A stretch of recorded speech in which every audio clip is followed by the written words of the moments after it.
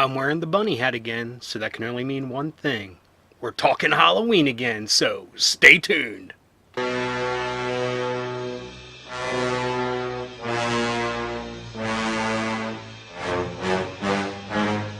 Hello, and welcome to It Came From My Side Laundry Room. This is week number 2 of our Halloween coverage.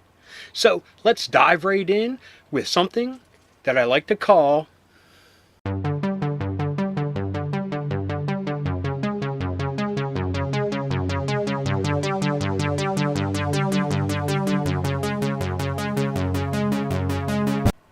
And again, I call it saving throws because I'm trying to preserve some of the history of role-playing games. These are games that, well, some of them that you can't even find anymore.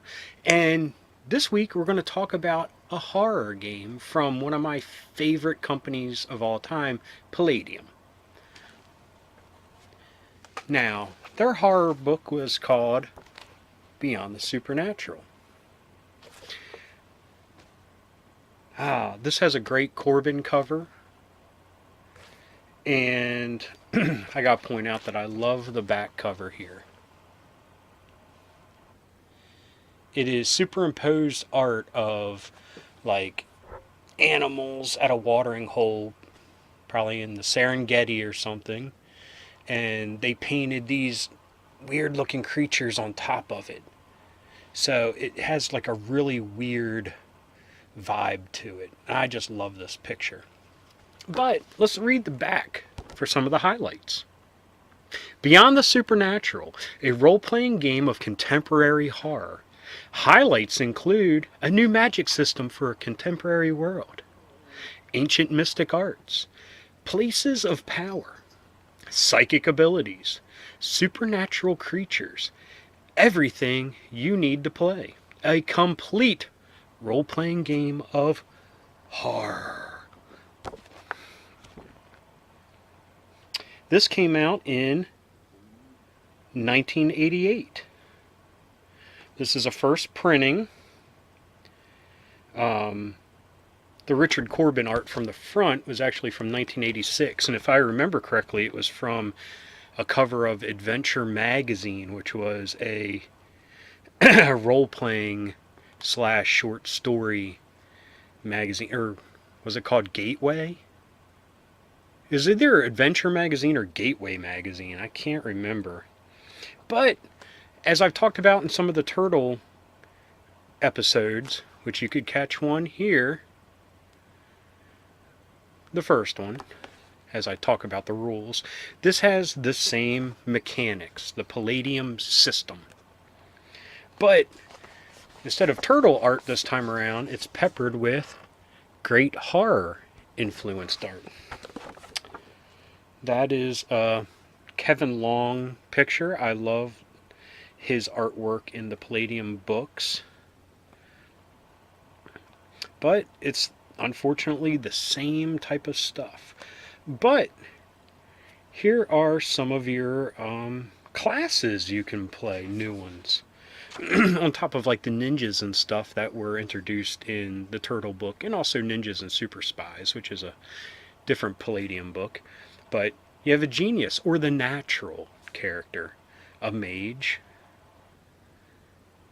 a physical psychic, which we'll get into in the psychic chapter, psychic healer, nega psychic, psi mechanic, which is always fun in riffs, latent psychic, parapsychologist, and a psychic sensitive. And we have insanity rules, which kind of is a take on the Call of Cthulhu game, which used sanity points and such, because when dealing with Cthulhu creatures, instantly lose sanity points, and they had effects on you. You have a lot of different phobias here. Everything from phobia of the undead, which isn't crazy at all, confined enclosures, dogs, insects, fear of flying, computers. I think I know a lot of senior citizens like that. Um, Here we got cures for insanity, obsessions, effects of alcoholism, withdrawal symptoms, drug addictions, because sometimes that's how you deal with these phobias and obsessions is with drugs and alcohol. So you have rules for that. Weird, huh? So here's your character backgrounds, which are optional, but they're interesting for a supernatural setting. You have someone that's just curious. And it says, the character is an enthusiastic and lifelong student of the supernatural. As a youngster, the character avidly read and collected used books and magazines on the subject. Every story of a UFO sighting, a haunted house, or a mysterious killing seemed fascinating. The character is still more intrigued and frightened by most aspects of the arcane. Wow, that kind of sounds like me and a lot of other cats I know. You're a witness to the supernatural. You have a traumatic change.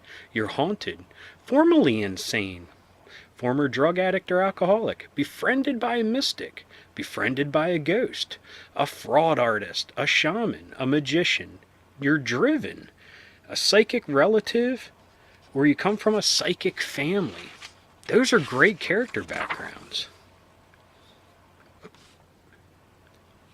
Which then breaks down into, if you rolled for a family of psychics, family history. Land of origin, when special abilities first manifested itself in you, which you have child, preteen, early teens, late teens, or recently. Then we get into the education and skills, which are pretty par for the course for the Palladium games of the 80s. Same ones that were in the Turtle books. Your different hand-to-hand styles. Now your PCCs, or psychic character classes. There's 9 of them. You have the mage. Look at this cool, not Doctor Strange at all type picture. Very Kevin Long, the artist, loves Zipaturn. Look at that. I don't know if you can see all those little dots. You had the latent psychic, the natural or the genius psychic. These are all the same ones that we just talked about. The nega psychic. The nega psychic is a very odd case. The person who is a nega psychic has absolutely unshakable belief that psychic power, the paranormal, and the supernatural do not exist. No amount of evidence, speculation, scientific confirmation, nor personal experience with the supernatural will persuade this character to change his conviction. So, this is the picture they use for that.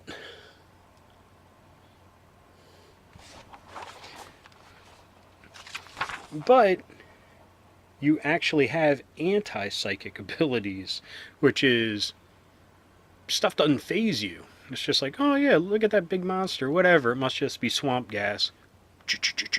And you shoot at it. Parapsychologist. This is a cool Ghostbuster-esque type of outfit.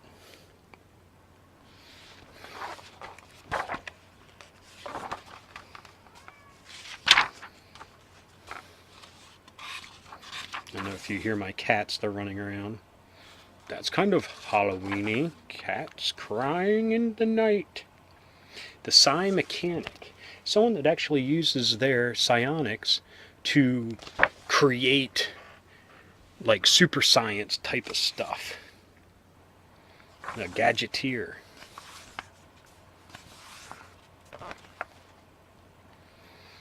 Okay, ordinary people. You could play just an ordinary person. Here's your different psychic abilities. Let's get to the monsters, shall we? Oh, crazy cultists.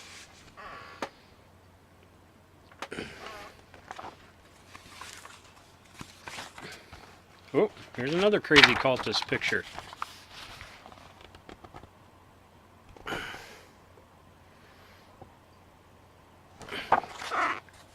A little creepy. The weapons all laid out like that. Different spells and combat. For mages, here's a cool mummy picture.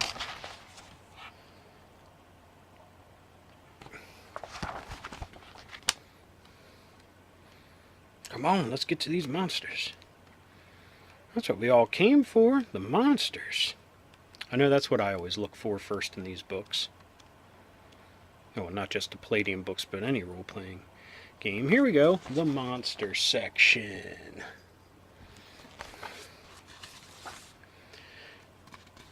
Let's see here, the Banshee, the Boschala. It's a shape changer type. Very Lovecraftian. A creature of insanity and chaos cobbled together by different things. Burrowers. Ooh, a weird parasite that feeds on human brain tissue. The Dubbock.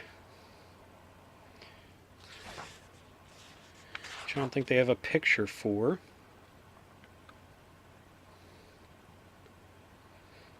The Dubbock, which means eater of flesh, according to legend.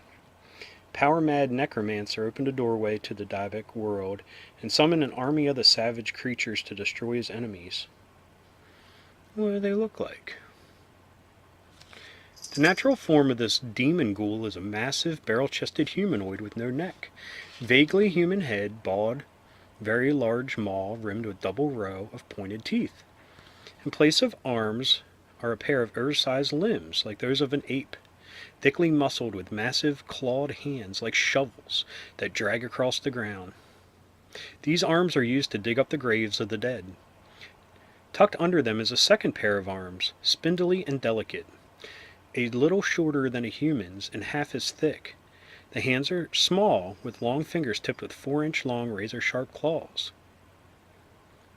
It is these that the repulsive creature uses to dismember its food and feed itself. Nice. Dimensional ghoul. A Darada, which is a type of succubus. And that's it in its natural form. It's a type of succubus and incubus. Poltergeists, all different kind. We have poltergeist, a siphon, classic ghosts, a haunting entity, tectonic entities, possessing entities, a Garcan, the dumb spirit. The Garcan is a huge, hideous bat thing known in Aborigine legend as a flesh-eating demon. Well, here's a picture of it. It's kind of like a dumb vampire. Do. Got gargoyles. Oh, here's a cool picture of a gargoyle.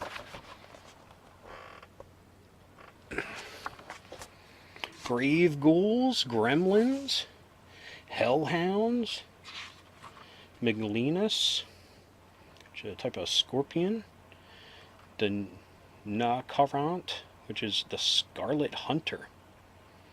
It absorbs its oh, it's like the Blob.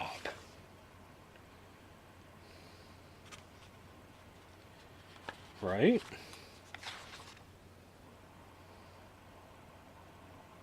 Yes, it's like the Blob.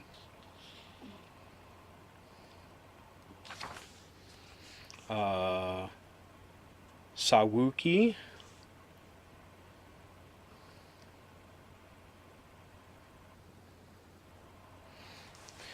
This three-eyed head here.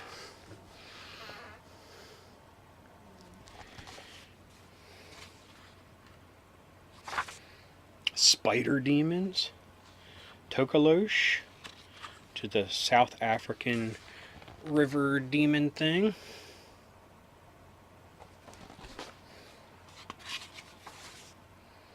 UFOs, werewolf, different werebeasts, elementals,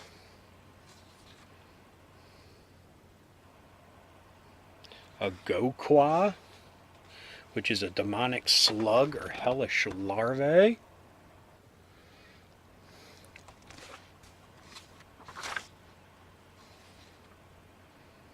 Vampires. There's your classic vampire getting staked there. And they break down into different vampires. You have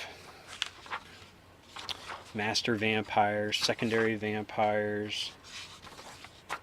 Oh, and here's your true old god type of critters, called the alien intelligence. Got quick roll for villains and monsters. The game master section. Different scenarios and such.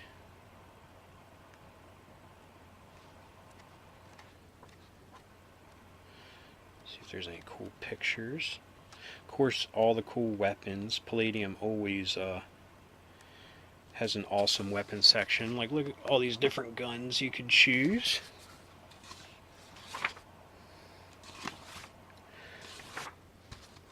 Even has energy weapons. So if you're doing like a UFO encounter.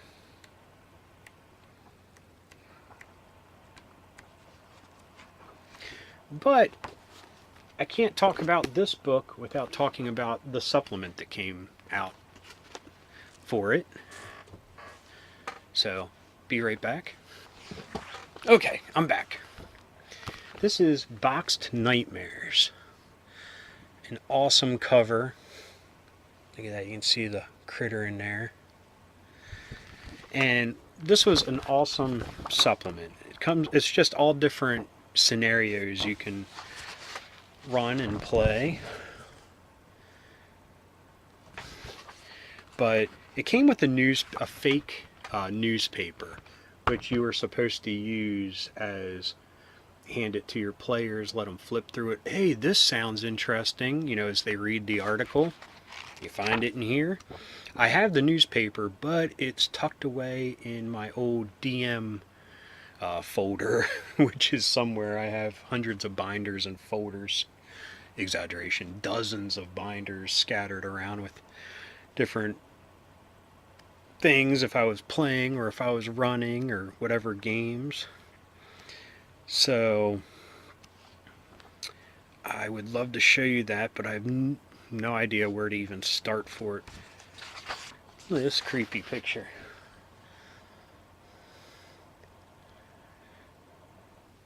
How do you like that thing coming at you with a power drill? But let's flip through here for some cool things. Here's one about drug dealers that are attacked by a demon that was summoned. So it's kind of you're on all sides, have opposition of the drug dealers and gangs, and of course the demon that you got to try to find. Here is a Jack the Ripper goes through time and ends up in contemporary America. The box, which is what the cover is. And here's the picture here. Oh, and here's the back. Here's the whole spread of the cover.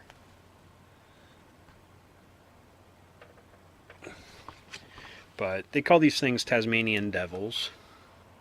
Oh, look at that. Getting ready to pounce on somebody. Darn computer. Screen keeps going to sleep, so sorry about that. If the Tasmanian devil, also known as the Hounds of Death.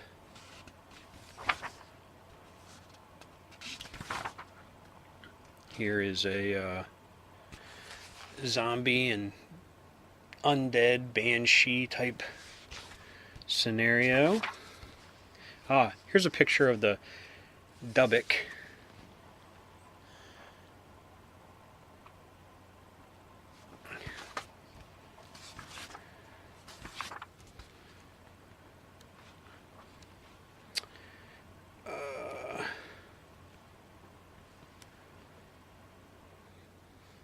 Here's some mystic cat burglars, or bank robbers, or whatever you want to call them. Ooh, Hitchhiker of Death. That's a good scenario. Your typical haunting of a highway, and you gotta try to find it at night as you drive up and down the highway, and it all stems from a tree that, if I'm not mistaken, the ghost's knife is hidden in the tree somewhere, and you gotta find it and get rid of it to get rid of the ghost. Very Supernatural, the TV show. Here's a werewolf type of scenario. But both of these books together were hours and hours of enjoyment. This actually came out in 1990, so they released it many years after the original book here. But those are great books from the past. I have no idea if Palladium still has them in print, updated or anything, but I love the originals. They're packed full of 80s goodness, which I think is more fun in a contemporary setting, because when you run something right this minute, you have your characters running right to Google, looking for stuff, getting background information. And if they roll high enough, you got to give it to them, which kind of stinks. So I always love putting my contemporary games in the 80s, because they couldn't do that. They needed to actually go to a library to check something out, put feet to the pavement, find contacts and stuff, not just hit the internet. So that's just me. But anyway, here's a commercial. Make Halloween fun with one-stop shopping at Woolworth or Woolco for your Halloween needs. Costumes from $1.83 to $3.99, like $6 Million Man, Bionic Woman, superheroes, Batman, Superman, Spider-Man, and a new favorite for girls, Holly Hobby. You can get wrapped candies of every kind, bubblegum, lollipops, fun-sized candy bars. Get this Halloween record, Sounds to Make You Shiver, just $1.89. Make Halloween fun and easy. Make just one stop at Woolworth or Woolco. Now, welcome back and on to the next segment.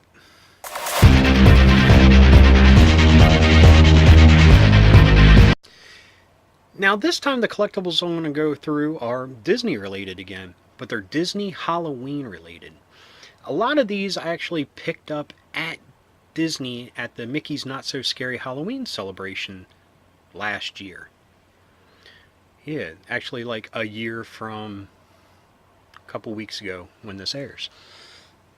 But let's start things off with this Jim Shore candy dish or whatever. I would never put candy in it because I would never want it to accidentally fall. But you had the nephews, and you have the witch, the devil, and unfortunately they went with a scarecrow and not a ghost, which, like in the original Trick or Treat short, the Donald Duck short, which is my favorite, which I've said 100 times. But great jack-o'-lantern. Like Jim Shore, you have a lot of details carved in here. Like I said in the last week's episode with the checker pattern, you know, that's a very old throwback to Americana Halloween with the checkered pattern. But inside here are pins, and I instantly got addicted to collecting Disney pins while there, and I got a bunch of different Halloween ones. Start off here. We have, try not make it blurry, Lilu as a witch. Stupid screen going to sleep. I gotta see what I can do about that. Here's a Mickey pumpkin.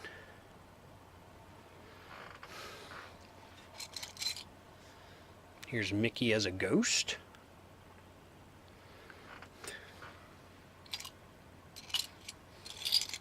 Here is the limited edition Mickey's Not So Scary Halloween Party pin, which I talk about the heartbreak of that in, sorry, wrong side, either this episode or this episode. So, in a nutshell, The trick-or-treating portion of it should be about kids. So when you're having adults pushing kids out of the way to get to the free candy, yeah, it kind of ticks you off because it should be about the kids, not obese people in hover rounds trying to run over kids to get to the free candy. Okay, some of these other Halloween pins that we got are Star Wars related. Look at that. For some reason, this harkens back to me of E.T. when they're out trick-or-treating because the sun going down. But as you can see, it's the Death Star, and the silhouettes here, hopefully you can make them out. We got Chewie, Yoda, Boba Fett, Darth Vader, and Leia. And apparently it glows in the dark. Here we got Vader with candy corn with a Death Star candy bowl, which is super shiny. I apologize for that. But believe me, it's the Death Star. I know it's super shiny. We have an Ewok dressed as a stormtrooper, which is kind of creepy because, you know, he took it off of a dead stormtrooper's body. Yeah, not so cute and cuddly. They're murderous little guerrilla warfare killers. And here is a 2-pack. First off, here's C-3PO in a little skeleton outfit. And here's R2 as a ghost.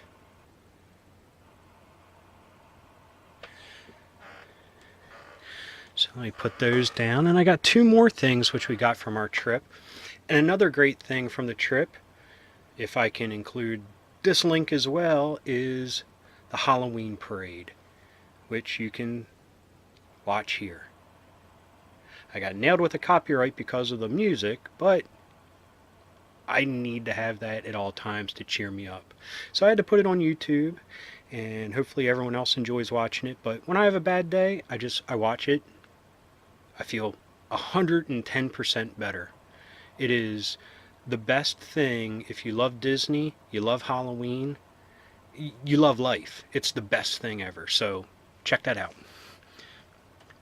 We got this decoration, which I have to admit stays up all year round in the kitchen. I will not take it down. I only took it down to show you guys. It also glows in the dark. And Mickey and crew are kind of dressed as Haunted Mansion type people, kind of the gothic outfits. I would have dug a different design, but I do love this. And the last thing that we got, and we got a couple of these, is the popcorn container. You go around here, we have the ghost, the devil, the witch, as they should be. And then we also have Mickey's nephews here, dressed up as a pirate and a dinosaur, or as I like to think, Godzilla. And they're going trick-or-treating at this cool Disney house here. And if you can see, their shadows behind them are more creepy versions of what they're dressed as. But we got a couple of these. It's just sitting in the cupboard upstairs, but I think I might keep this one down here so I can always take a look at it and feel the magic. Anyway, that was this week's episode. I hope you enjoyed it. I hope you all are having fun getting geared up for Halloween, which will be in a couple weeks. And come back next week for some more Halloween-themed goodness from the laundry room. My name's Rob. Keep being rad, stay dorky, and thanks for watching. It came from my side of the laundry room. See you next time. Thank you for watching this episode presented by My Side of the Laundry Room.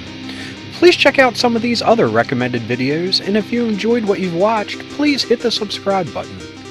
You can also follow on Twitter, like on Facebook, and read up on My Side of the Laundry Room at our blog. Thanks for watching. Until next time, keep being rad and stay dorky.